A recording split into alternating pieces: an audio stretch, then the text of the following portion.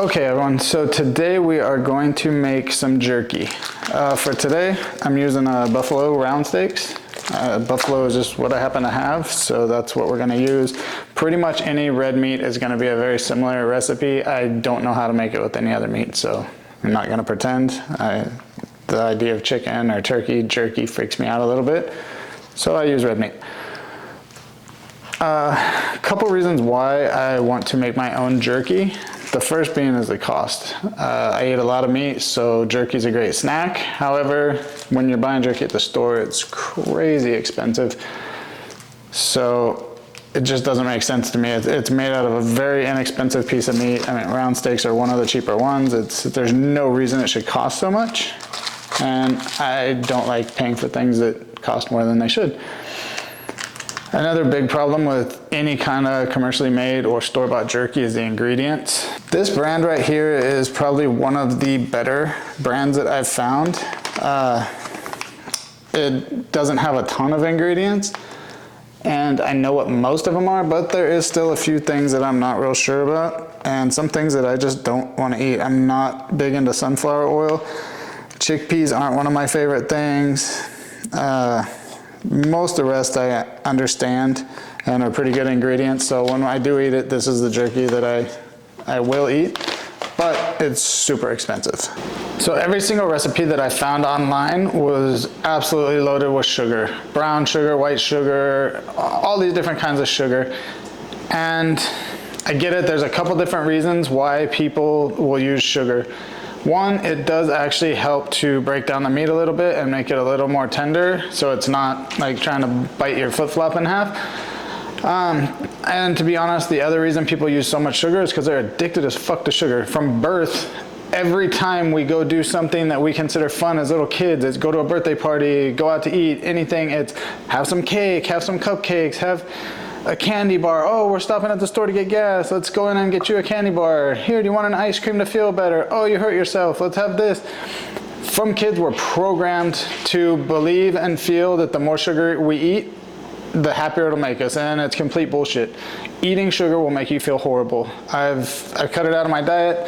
I feel 1,000% better after doing it. I've lost the lethargy, all the other things associated with it, and it's a choice I make. I know there's a lot of different diets. There's paleo, there's, I don't know the names of all of them, but there's these diets that cut out sugar and things like that. Those are great. I don't necessarily follow any of those. I kind of just follow something I like to call don't eat stuff that makes you feel like shit.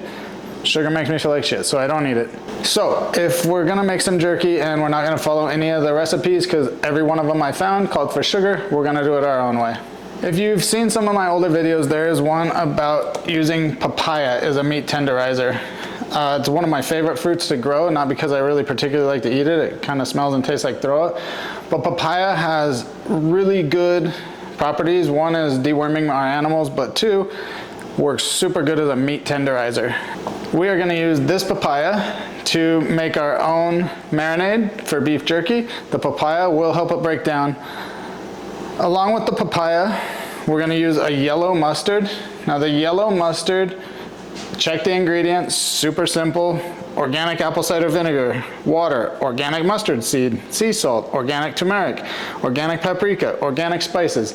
There's nothing in this yellow mustard that I can't pronounce, I don't know what it is, or I don't eat it. On top of that, we're gonna use apple cider vinegar. Apple cider vinegar, very simple ingredients. Unfiltered, unpasteurized organic apple cider vinegar, diluted with water to 5% acidity. So, not afraid to eat this whatsoever. This is also gonna help to break down the meat. We have some peppers out of the garden. Now normally when I make meats in the slow cooker, anything that needs to break down, I usually add some sort of like pepperoncinis or some sort of pickled peppers to my meat. I just made a video talking about this the other day, never thought anything about it. Making this video, I decided to read the ingredients. Peppers, water, distilled vinegar, sea salt, all good. Citric acid, FD&C yellow number 5, sodium something, added as color stabilizer. Now I really don't know what some of those are. I don't know if they're good or bad. I have no idea anything about them, and I don't feel like Googling them because I think it's bullshit and there's no reason to use it. The main reason that this helps to break down is because of the vinegar in it. I like the flavor that it adds, but honestly I have a whole garden full of peppers, and here in Arizona you set peppers out on the ground, they dry, you're gonna have beautiful dried peppers. So that's gonna be our base. This, garbage. Done with that one. Never gonna use that again. Sorry for recommending it, but at least now we know. So I'm gonna get out the blender and get started. Okay, let's get started with our marinade first. I do have the meat out and defrosting. It's about 90% defrosted, but still pretty cold. I kept it in the refrigerator to defrost. That will help to cut nice thin strips. That'll come in handy later. Let's get our knife sharpened up.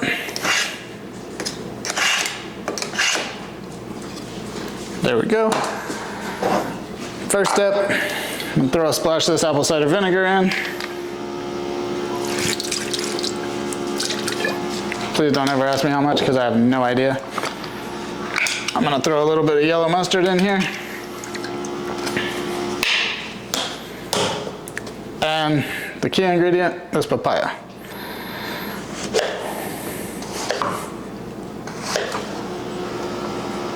Okay, papaya, I usually just cut it into little pieces like this, and then once it's cut into little pieces, I kind of cut the skin off, throw it in here. Now, papaya seeds. Papaya seeds have a very unique flavor. It's kind of close to a black licorice, but they are anti-parasitic, and so I'm throwing them in there. All we're gonna do with this papaya, just kind of cut the skin off. I don't know if it tastes bad or not, but we're just gonna skin it anyways.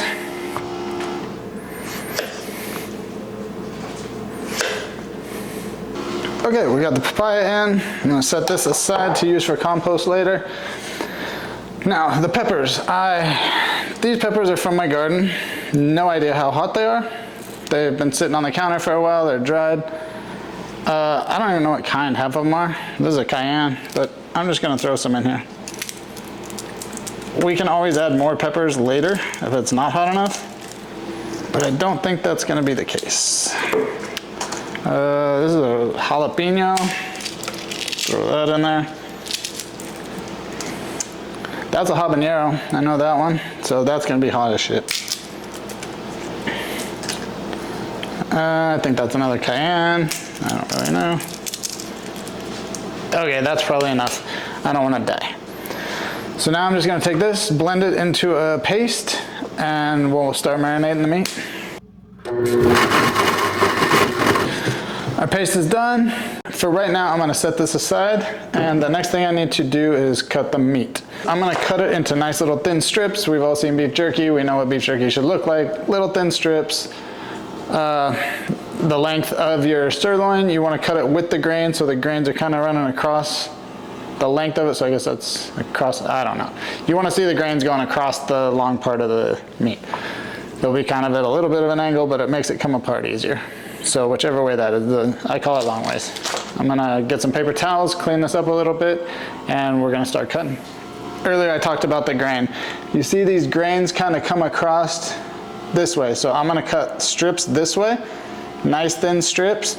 That way when you bite into it, you're kind of biting into the actual grains, and it's gonna make it a whole lot easier to chew. Now, you're gonna have to square it up. You're gonna lose a little meat on this square up. Obviously, this isn't gonna be a good piece of jerky. However, we can either A, just cut some smaller ones, or B, have tacos later, save that to eat tacos. Either way, once you get it squared up,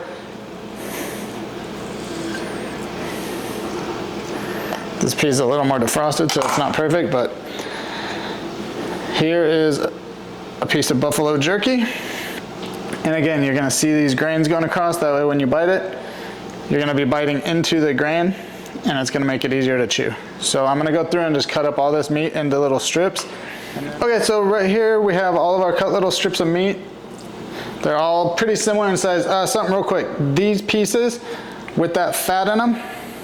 Probably not gonna use those for jerky. I'm probably just gonna use those in my taco later, because thick pieces of fat like that, the fat will not preserve and it will give it a funky taste. So this one doesn't have it, this one does. So this one I'll probably just toss into my taco mix, which is this right here.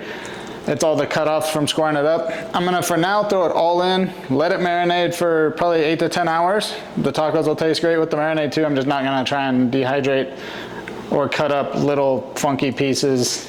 Now I'm gonna use a baking dish for this, just because I think it'll give us better coverage on our marinade. You can use a bowl, you can use a baking dish, whatever you wanna use. But I'm just gonna kind of lay all of this out. You know, it doesn't have to be like perfectly laid out or anything. I just wanna get the marinade on everything. Once all of our meat is in here, coming back to our paste that we made from the papaya. I'm gonna dump that in.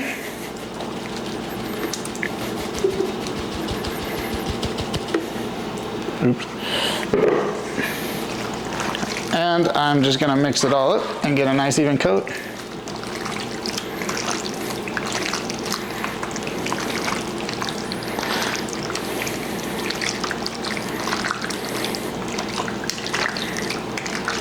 Make sure everything's coated.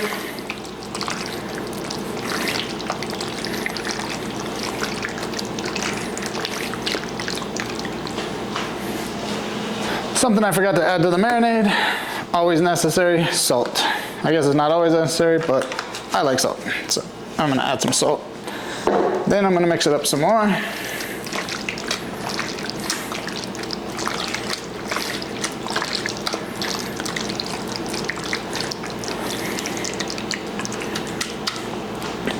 Now we have all of our meat. It's in the papaya marinade. This is gonna break it down, make it super tender.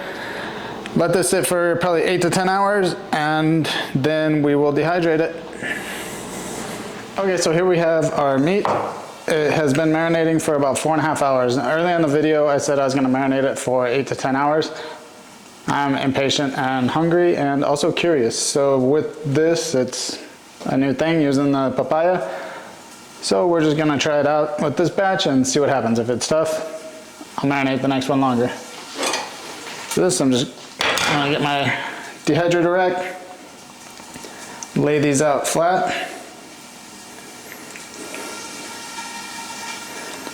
I'm kind of leaving a little space in between everything just so that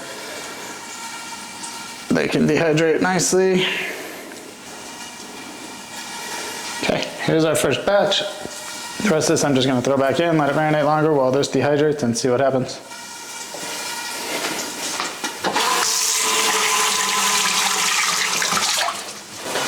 Okay, we're gonna just throw this in the dehydrator and get it cooking.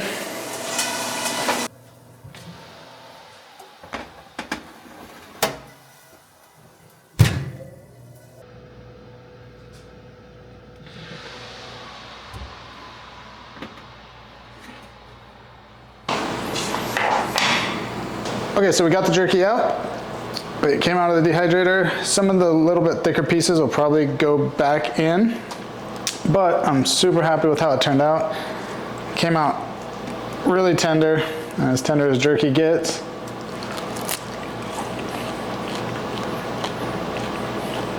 Really good flavor. I'm a big fan of using the papaya rather than the sugar.